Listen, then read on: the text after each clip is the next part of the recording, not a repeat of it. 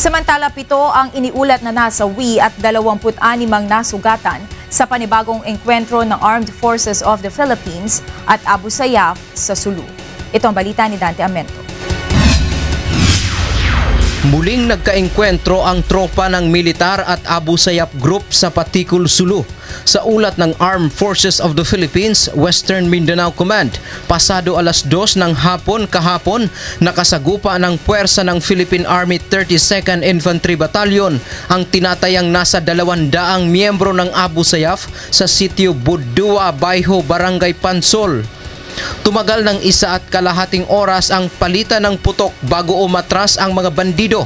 Sa nakuhang intelligence report ng AFP, 7 na ang patay at 10 ang sugatan sa panig ng Abu Sayyaf, habang 16 naman ang sugatang sundalo.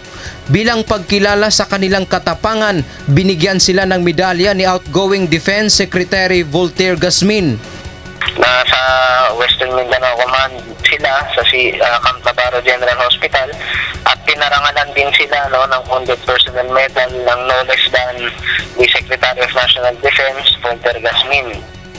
Sa ngayon, tuloy ang pagtugis ng AFP sa mga bandido upang mailigtas ang mga hawak pa nilang mga bihag.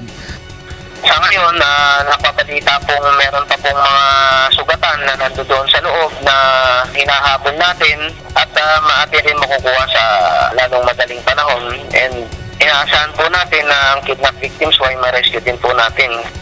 Noong Lunes ay 2 kampo ng ASG ang nakubgob ng militar sa Sulu na resulta ng ginawang adjustment sa kanilang focus military operations. Mula Zamboanga City, Dante Amento, UNTV News, Worldwide.